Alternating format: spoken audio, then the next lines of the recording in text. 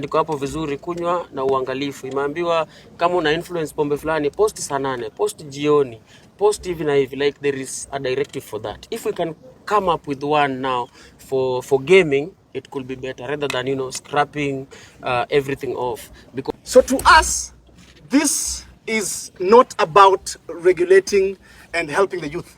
If it was about the thinking about the youth and the betting prevalence, I think we would have not targeted as a segment only. Sisi kama majezi imetu affect design. Kuna watu waliacha wizi nini, mnaingia kwa content creation na through content creation tuna earn through kwa advertise vitu, si ndio?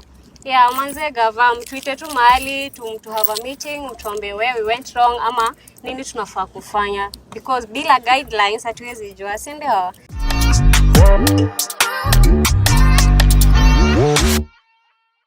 Good evening, everyone.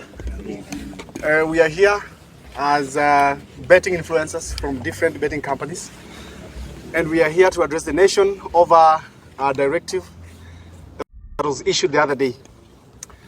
According to us, the directive is not only unfair but lacks logic. The directive by the BCLB the other day is unfair to us because you are telling us not to influence for betting companies, where else you're still living the traditional media, that is TV and radio, right? So, Nagazeti and print media. This to me seems like there's fire, a building has caught fire. You're calling in the fire brigade team to come and put out the fire, but part of the team, like a quarter part of the team, are the only ones that have the oxygen cylinders, and then the rest, a quarter has CO2 and the rest work on oxygen.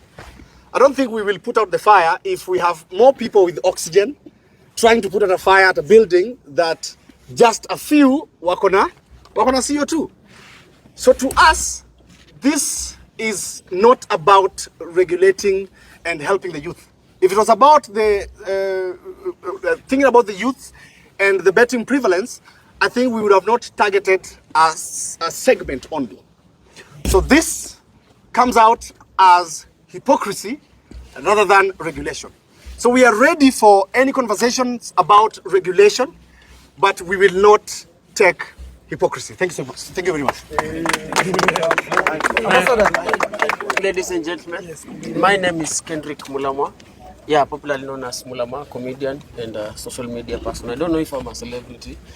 Yeah, that you will tell me. Now, I'm here to stand with my brothers and sisters over a directive that was issued by the BCLB in the past few days about banning, the celebrity advertisement and whatever. First of all, I have to say you cannot, make an egg without, you cannot make an omelette without breaking several eggs.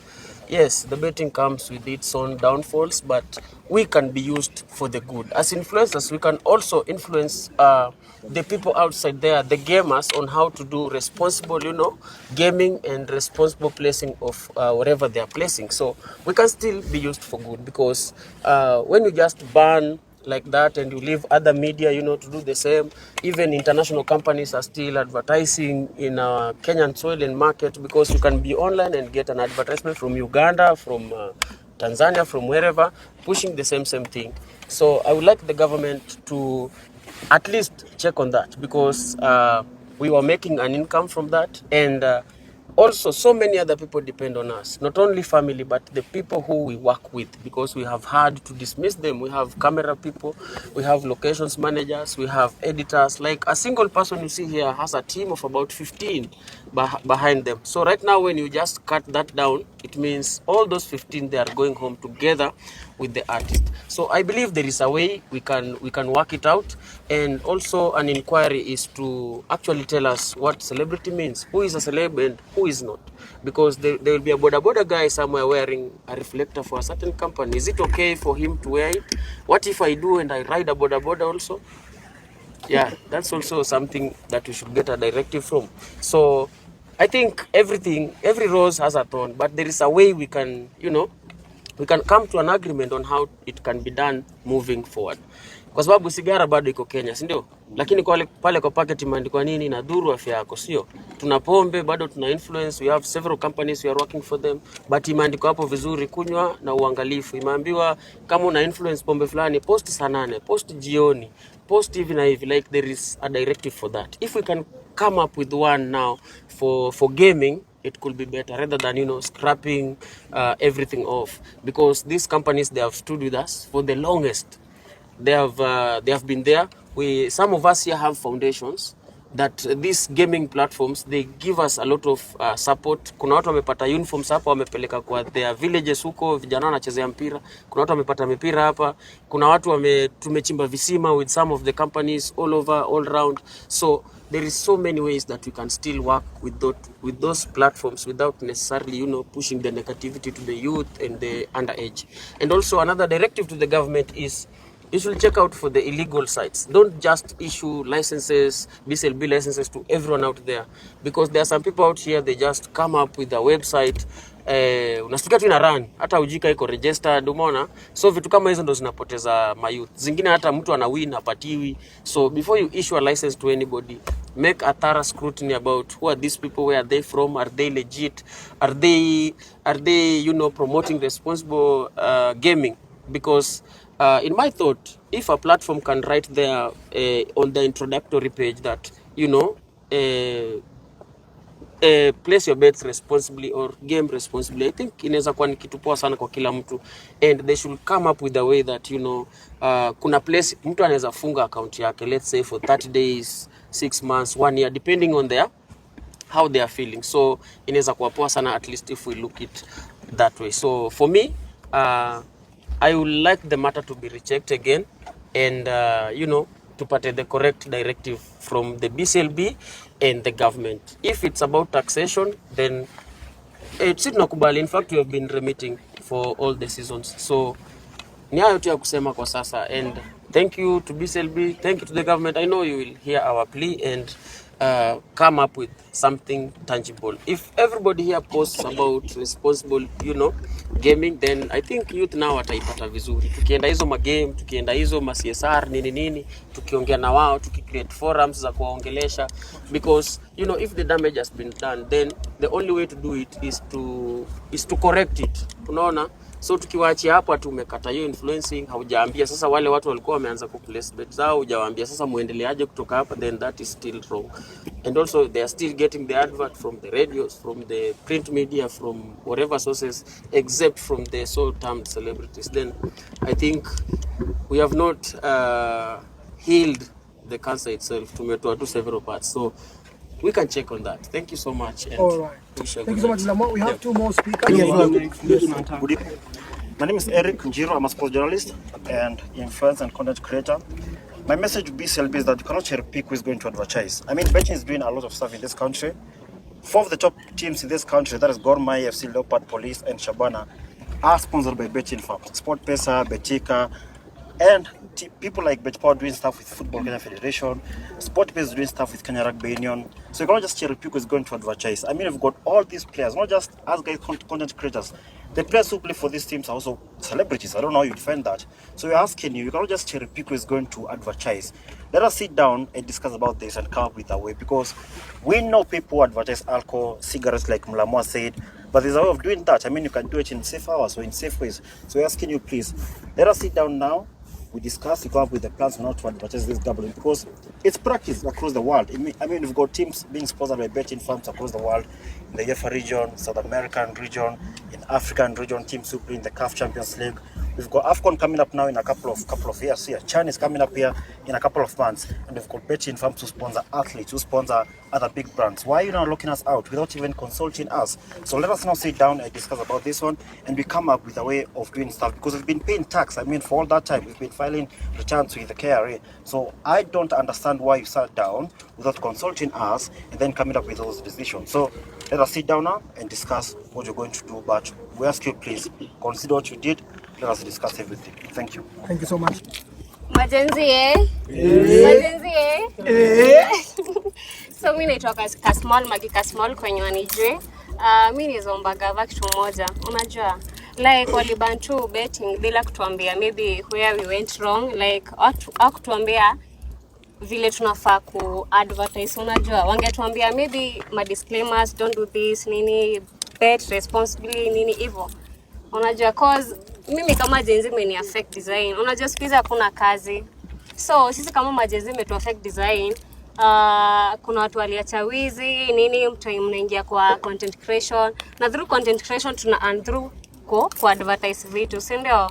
Yeah, manze gava mtuite tu mahali to have a meeting, mtuambie where we went wrong ama nini tunafaa kufanya, because bila guidelines hatuwezi jua, si ndio? Yeah, so Nivo. Thank you. Thank you so much. My name is Njoki Janja. Okay. My name is Njoki Janja, and yangu ni ya kusema this feels rushed. Ina feel ni kama iko it wasn't well thought out because mulipeana suspension and then kutupatia directives on how do we going to go about it. Where do we go from here? Because me personally, ini kitu niseme nilikuwa nategemea, right, and I have people that wako nyuma yangu kwa wananitegemea, so umeni cut off, hujanipatia, yani umeniacha tu nijitegemee tu peke yangu without any directive and anything to help me push through. So I feel like tunafaa tukae chini sisi kama content creators and the government and we sit down and to figure this thing well through and how it's going to help us, both of us. So ni hao tu. All right, thank you so much. The creative industry, watu ambao wako kwenye creative industry, facts checked, ni watu ambao wamesoma, ni watu ambao wamehitimu, ni watu ambao wako na madegree, ni watu ambao they are very professional. Some of them even they are working, but will choose to take another path in content creation so that they can create an opportunity for everyone. I'm a product of a creative economy. Mimi nilikuwa nafanya kazi ya kupatiana flyers Nairobi, lakini content creation ikakuja, nikafundishwa kushika kamera, nikafundishwa kucreate, kuandika script, nimekuja mpaka saa hii najua kupresent, nimetrainiwa na facility ya government. I went through a media council training. I'm a media practitioner. So wewe niambie, kama singekuwa na hiyo diploma yangu, certificate yangu, ningekuwa nafanya nini? So it's a call to everyone. Think about this. If you're fighting our youth, if you're fighting our creative economy, we're fighting our own people. I request, please, let's have a sit down. Let's reason. We are very smart. We're all grown-ups. It's a matter of all. If you're fighting this generation, we're fighting the future. Austin. Yes. Tukianza na maswali, utakuwa hapo kwanza kujibu maswali. Wanasema ulie kidogo. Watuite for kidogo maana unaweza songa hapo. Wanafaa watuite for tuone how we can be able to regulate how we are going to advertise, not terminate, because ukiangalia betting pia si ati wameifungia kabisa, they are allowing it to go on TV, which TV mtu yeye anaweza fungua TV nao. Unaona Instagram zetu, most of, like for me, my Instagram wezi access kama uko under 18, so unaona already nisha regulate hiyo nini. So wakiweza weza waweze kuangalia tu, they should not terminate, they should just regulate, because this is feeding a lot of people. A lot of people are depending on whatever we get, and I don't think kuna mse tuna forcing tunamwekea gana bet, si ndio? Ni mtu anaamwanga achukue nini yake, na hata sasa pia tukiacha ku advertise si ati wataacha kubet. Unaona, so tunafaa tuitane kama mkutano tujue what are we going to do, because terminating is not the way forward. Because sasa wenye tulikuwa already tushaanza kupata riziki, tutaenda wapi? Kuna wezi walikuwa wakareform wakakuwa content creators, kuna machokora, wezi wako hapo. Kuna watu wengi wenye wamereform, kuna watu walikuwa addicts wa drugs wakareform wakapata kumbe inaweza kuwa na shoot content, wase wanaona na anapata kitu in return. Why are we taking this route? I just want to ask the government, why are we taking this route? We should, I think wanafaa kuangalia how many families are going to lose their jobs and how many families depend on this. Unaweza kuwa unaniona hapa, lakini wakinilipa kuna watu wengine pia naenda nalipa. Unaona? So your industry ni big sana. Ini affect me peke yangu. Tumetoka hapo tunalia vibaya sana na watu wangu. Tunajiuliza what's the way forward now. And looking at the statement that you just read right now, umesema you've given the government 48 hours maybe to react on that. What if they won't react on it? Kama hawata respond, what are you going to do? What's the way forward? I think we'll be putting the cart before the horse. It will be important that we give them the 48 hours. Let's get to hear what they have to say, because this is we are coming politely at the moment. We are being very objective, we are being pragmatic about this, and we are hoping that this government is going to listen to everyone. But until those 48 hours end, we'll be putting the cart before the horse. A question here. My name is Hansen Omido. I'm an advocate. I'll proceed to read the press statement by the content creators, who I'll read on behalf. And I'll proceed by saying, we, the Kenyan influencer and content creator community, are indeed concerned with the recent directive from the Betting Control and Licensing Board, popularly known as BCLB. So the ban that on the influencers from participating in betting adverts is not welcomed. We understand that there is need to protect the public, especially the underage. A blanket ban cannot be the solution. It is a blow to the creative economy and to the thousands of young people whose livelihoods depend on producing digital content. That move not only limits the creative space, but it leaves many people jobless and further questions the work of the digital media and fighting against the legitimacy of content creation as a profession. Let's be honest, social media has conquered advertising.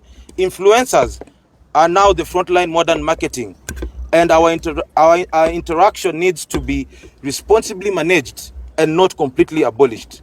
We respectfully ask BCLB to suspend the ban, sit down with us within 48 hours.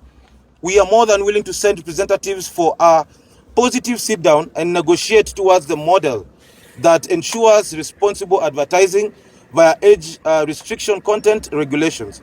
All we request is to be part of that dialogue. We practice cooperation, not isolation. As Proverbs 15:22 says, plans fail for lack of counsel, but with many advisors, they succeed. Let's succeed together for the good of the industry, the economy, and the country. We look forward to hearing from you. Thank you. Thank you so much. Good evening, everyone.